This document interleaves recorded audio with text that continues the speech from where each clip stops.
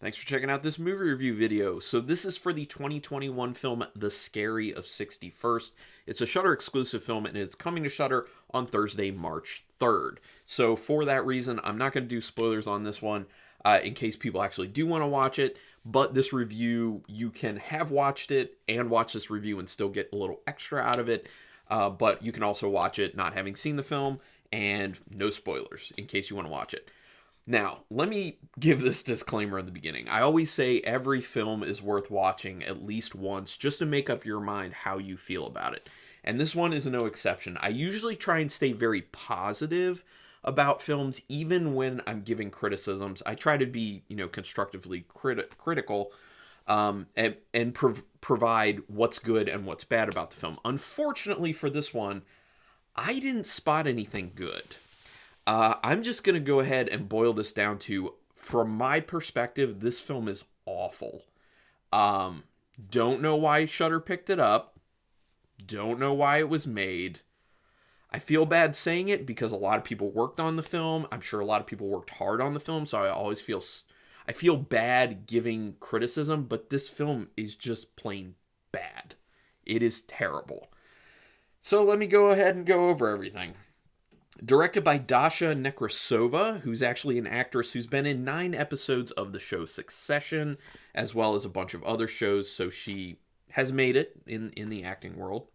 The script was written by Nekrasova as well as Madeline Quinn, and Madeline Quinn had written a script for a film called Bedbugs, or I think that one's upcoming, actually, which a Bedbugs-themed horror film actually sounds like a great one, because on their own, bedbugs are horrifying. So quick synopsis of this. I don't want to say too much. It's about 2 main characters who move into a apartment together, and some things start to happen within the apartment after they kind of figure out who used to live in that apartment and kind of some things that had gone on in that apartment. So that's where I'm going to leave it because people want to watch it. I don't want to ruin anything, so go ahead.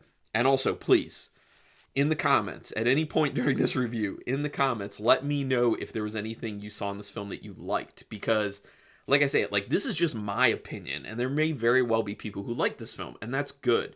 Every film should find an audience, and I hope that every filmmaker and everyone involved with films has success to some degree. So, yeah, I just feel so bad. Anyway, I do and I don't. Immediately, the acting is not so hot.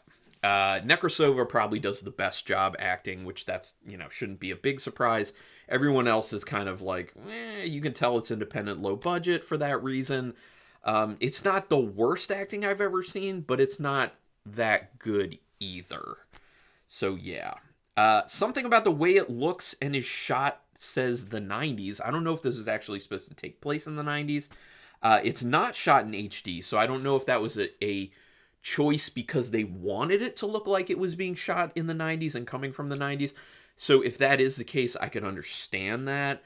But it's hard to watch a movie nowadays that's not shot in HD without there being a very specific reason for it, and no specific reason is all that apparent.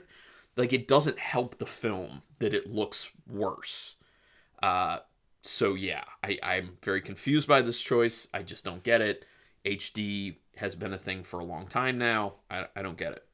There is really shaky camera work in this. One of my biggest pet peeves, shaky camera work when it shouldn't be shaky. Now, there are times where it's totally warranted. If there's an intense scene happening, shaky camera, totally good. Adds to the ambiance, adds to the atmosphere of what's going on with the film. If there's a situation where something, someone's running or something crazy is happening, or, characters are actually moving and talking, I understand some shakiness. But we're talking shots that are just on a character standing or sitting, and they're really shaky. Inexcusable. That stuff should never happen. There's something called a tripod. Use it. Keep it stable in those instances, please. The dialogue calls out everything, which is basically insulting to the audience and feels very boring. One of those things I talk about all the time, in writing they always say show and do not tell.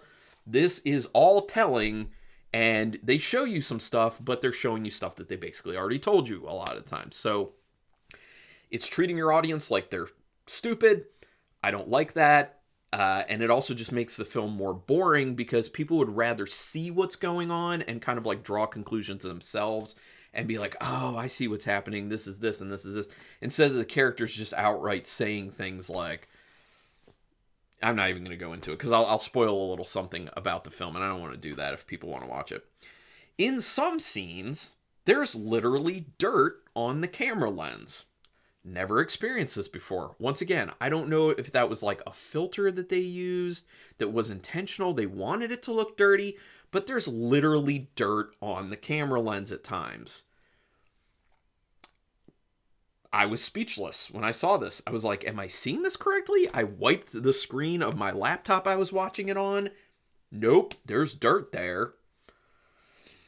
I don't understand. This is perplexing. The main characters have the most stilted conversations. In no way do they feel natural at all. Their conversations are terrible. They all seem very basic. The characters are one-dimensional as all get out. There's no depth at all. They're not interesting at all. The way they interact with each other is straight up annoying. The dialogue's poorly written. The script is poorly written. It's just overall a mess.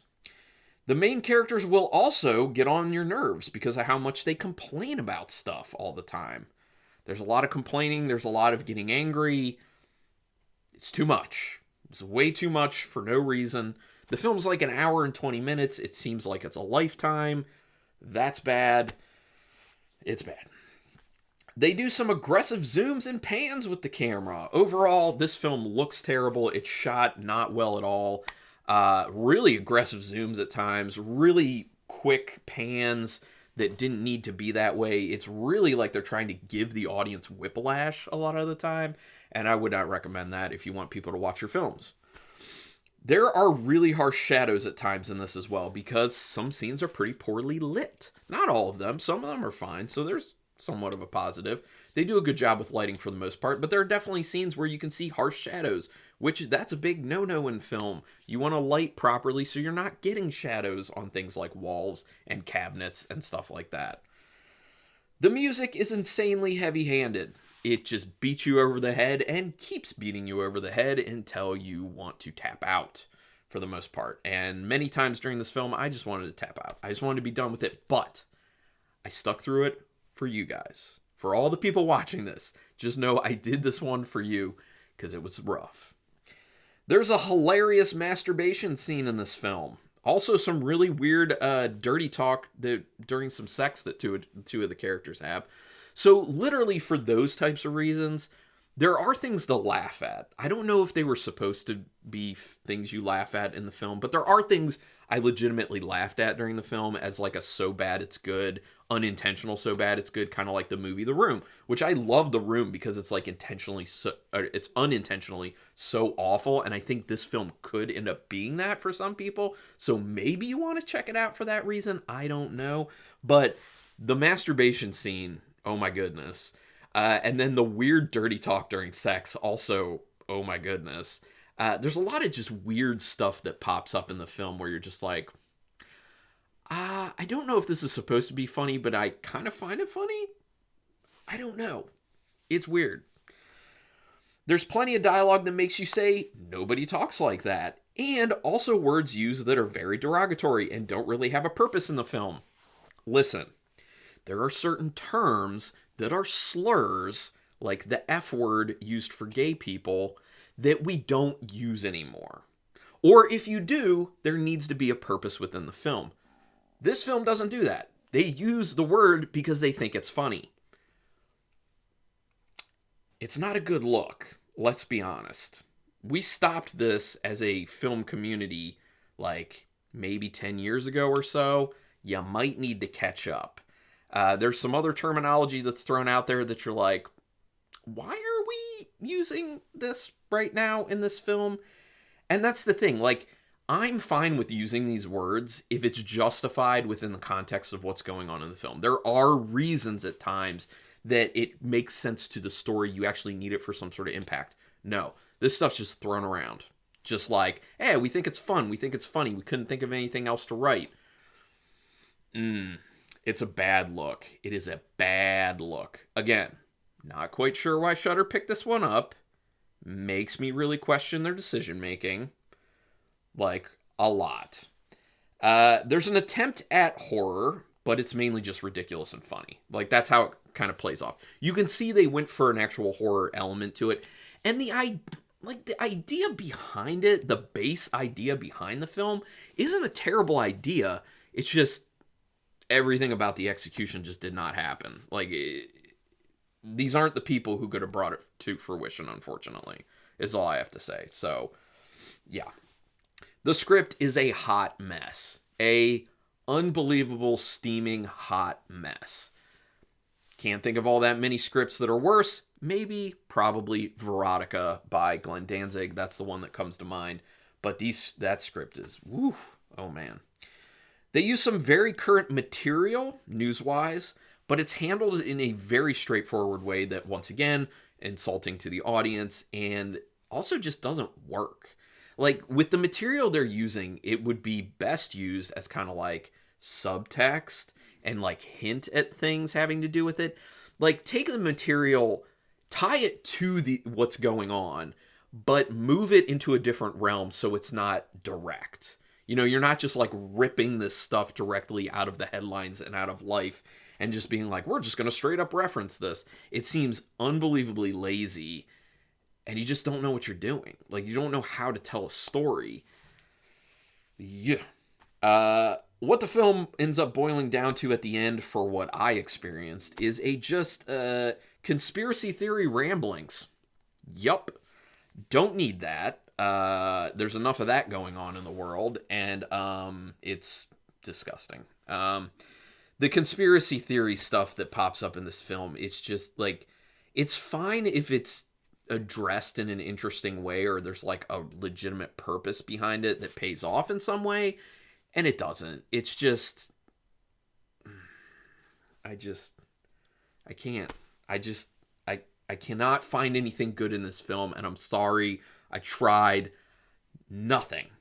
Well, I guess I did say that sometimes it's well lit at times, and Nekrasova was the best of the acting. I understand why she probably has, why she does have a role in the show Succession, which I haven't watched yet, and I do want to watch, but I'm not going to be able to look at her the same after this. I will say that. So anyway, I would love to know other people's opinions on this film. Go ahead and put it in the comments, especially if you feel differently about the film. That's great. Hopefully you're not watching this and like, I know people involved with this, or you're not the people involved with this, because in which case, look, I'm sorry, but I'm not going to lie about my opinions. I cannot do that. Plus, I just feel like I need to warn people. Out of 5 stars with half stars in play, this gets half of a star.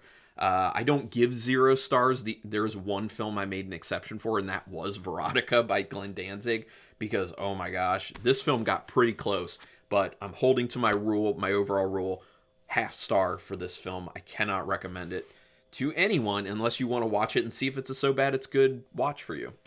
But anyway, like I said, comments, let me know your thoughts on this one. God, sometimes, people, sometimes I question why I do this. These are the times. Anyway, do me a quick favor. Hit subscribe if you haven't already. If you have, thank you very much. If you haven't, it is quick, it is painless, it costs you no money, and it is literally your best way to say thank you if you like this video or any video I've ever done.